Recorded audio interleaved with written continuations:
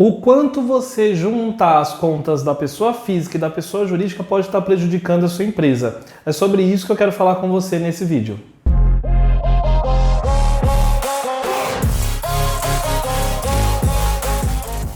Então vamos lá, galera. Eu sou o Roy Andrade, empreendedor há mais de 7 anos na contabilidade digital. E nesse canal eu converso com empreendedores sobre liderança, vendas, empreendedorismo, gestão empresarial. Então, se você é um empresário, já deixa seu like nesse vídeo, se inscreve no canal e ativa o sininho para você não perder nenhum vídeo novo que vem por aí. Um dos principais problemas que a gente encontra quando a gente chega na empresa para fazer uma mentoria, uma consultoria ou até a contabilidade é que o empresário ele costuma misturar as contas da empresa com as contas da pessoa física. Ah, sabe aquela conta da escola do filho, aquela prestação do carro, tudo misturado. Eu acabei pagando com a conta da empresa mesmo. Mas isso aqui é uma despesa da empresa. Eu paguei o carro que eu uso para a empresa, mas às vezes você usa também para o seu pessoal e você paga pela empresa. Quando a gente percebe, a gente vai dar uma analisada na empresa, o sócio, na verdade, é a pessoa que mais está tirando o dinheiro da empresa. É o sócio que está impedindo a empresa de crescer. Então, se esse é o seu caso, se você mistura o dinheiro da empresa com o dinheiro da pessoa física, eu quero te dar alguns exemplos aqui para você não fazer mais isso, porque isso pode estar prejudicando a sua empresa e pode, no longo prazo, impedir o crescimento dela. Eu quero começar aqui te contando duas histórias. A primeira é de um empresário que fatura em média R$10.000 por mês. Esse empresário ele tem um faturamento de 10 mil no primeiro semestre. Então vamos imaginar de janeiro a junho ele teve um faturamento de R$10.000. Legal. E esse empresário acostumou a misturar as duas contas. Ele paga as contas da pessoa física, da pessoa jurídica, tudo numa conta só. E aí ele acostumou também com esse padrão de vida. Na pessoa física dele, ele tem a família dele, os filhos, ele já acostumou todo mundo a viver com R$10.000 por mês. Aí vamos imaginar uma crise no segundo semestre, uma crise no segmento dele, a empresa deu uma caída brusca, perdeu alguns clientes que eram clientes que davam um faturamento muito alto para a empresa caiu para R$3.000 por mês.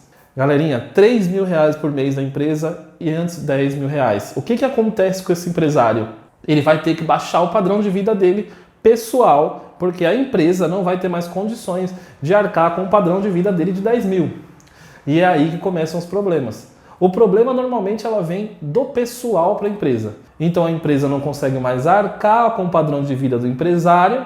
O empresário começa a ter que baixar o padrão de vida, vender os bens, vender carro, vender casa ou vender os móveis que foram comprados para tentar suprir esse baque da empresa.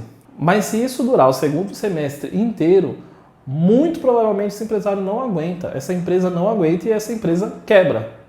Ou esse empresário tem que baixar tanto o padrão de vida dele que ele desiste de ter empresa e vai trabalhar com outra coisa, porque ele já acostumou a viver com 10 mil.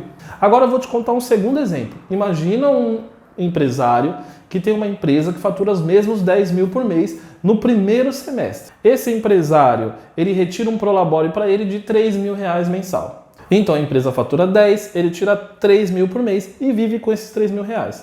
A família dele, os filhos, todo mundo está acostumado a viver com R$3.000 por mês. O padrão de vida pessoal dele já está em R$3.000 por mês. Aí chega o segundo semestre, chega uma crise, a empresa perde os clientes e ela cai para R$3.000 por mês. Como a empresa já tinha ali uma folga desses 10 mil, sobravam R$7.000 por mês, a empresa tinha uma folga financeira, ela tinha um caixa, a empresa consegue manter os mesmos R$3.000 por mês desse empresário. Por mais 6 meses, por mais até 1 ano, a empresa consegue manter esse prolabore e o empresário mantém o padrão de vida pessoal. Isso não atrapalha em nada a empresa e não atrapalha em nada o empresário. É claro, uma crise num longo prazo, 2 anos, 3 anos, essa empresa também pode quebrar. Mas o empresário tem mais tempo para recuperar a empresa. Então, é essa a diferença que a gente encontra. Muitas vezes o empresário chega para a gente e fala: Robson, estou com um problema grave, a minha empresa caiu muito faturamento e eu não estou tendo caixa para suportar as minhas despesas. E você vai dar uma olhada na empresa, na verdade, a maioria dos gastos dessa empresa era pessoal do empresário. E aí ele não consegue manter o padrão de vida e é aí que ele acha porque a empresa está numa crise enorme, mas na verdade quem está numa crise é a pessoa física dele.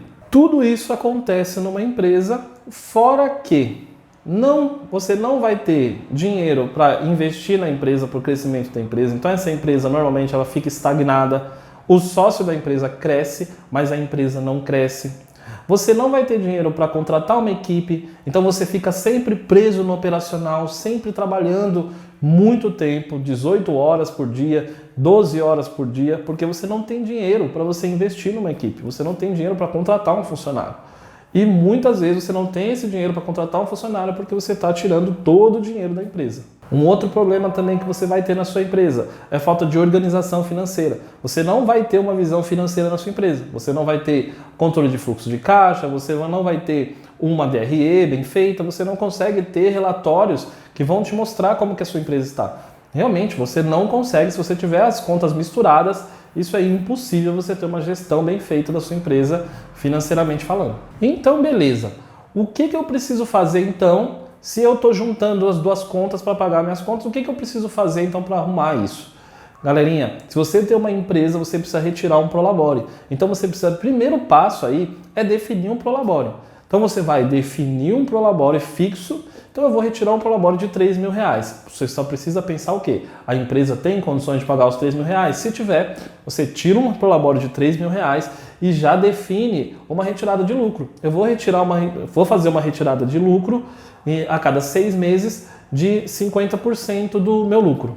E aí sim, você consegue viver com os R$3.000 e eventualmente você faz uma retirada de lucro. O que a gente costuma fazer aqui na ForBPO a gente tem algumas metas, meta de faturamento e meta de margem de lucro. Se a gente atinge essa meta, então a gente faz aqui a distribuição de lucro semestralmente, e se a gente atinge essa meta, toda a equipe retira lucro. E os sócios retiram, né? Eu e meus sócios, a gente retira uma parcela do lucro e uma parcela do lucro também a gente faz a distribuição para a equipe. Então isso é muito importante também, você criar metas e seguir essa meta. De repente você não bateu a meta, todo mundo vai correr atrás da meta. Se você não bater essa meta, não tem distribuição de lucro. A distribuição de lucro vai para o final do ano. E isso também é muito legal, a gente faz aqui na ForBPO. Então esse é o primeiro passo, definir um Prolabore e definir uma retirada de lucro, uma política de retirada de lucro, se você tiver sócios, se você tiver equipe principalmente. Beleza. E como eu defino o valor ideal do meu Prolabore? Galerinha, não existe um valor ideal de Prolabore. Muitas pessoas têm essa dúvida. Mas como que eu defino o valor ideal de Prolabore? Qual é o valor ideal do Prolabore? Não existe muito uma regra para isso. O que eu costumo indicar para a galera é, você pode pensar em mais ou menos qual que é o salário de um funcionário para exercer a função que você exerce na empresa. Então, se você de repente trabalha no operacional, se você fosse contratar um funcionário para fazer exatamente isso, quanto você pagaria para esse funcionário, pode ser uma boa métrica para você definir uma retirada de Prolabore. A retirada de Prolabore nada mais é que um salário do sócio. Então, se você recebe um salário, você precisa receber um salário que seja condizente com o de um funcionário, se um funcionário estivesse trabalhando e fazendo essa função que você faz. Agora eu quero deixar uma mensagem aqui para você que mudou muito a minha cabeça há um tempo atrás quando eu comecei a empreender, que é, quando você abre um CNPJ, você está criando uma nova pessoa. Então imagina que você tem o seu CPF e a sua empresa tem um CNPJ. Galera, são duas pessoas diferentes. Se você tem um amigo, esse seu amigo, ele vai pagar suas contas pessoais? Ele não vai pagar. Ou na maioria das vezes, ele não vai pagar as suas contas pessoais. A sua empresa é a mesma coisa. A sua empresa, ela não tem que pagar suas contas pessoais. Ela é uma outra pessoa. Então, quando você pensa assim, que você criou uma outra pessoa, facilita na hora de você pensar, nossa, essa conta eu pago com o meu dinheiro ou com o dinheiro da empresa? Sempre que for algo relacionado à empresa, você paga com o dinheiro da empresa. Quando for algo relacionado à sua vida pessoal, você paga com o seu dinheiro pessoal. Você presta um serviço para a empresa. Nada mais justo de você receber uma remuneração por isso. Então você é remunerado através de Prolabore e através de retirada de lucro. Beleza? Então fica essa dica aqui. Deixa aqui nos comentários se você já retira Prolabore, já tem essa organização financeira, ou se você pretende começar a fazer daqui para frente, que eu quero bater esse papo com vocês. Então vou ficando por aqui. Até o próximo vídeo. Um abraço!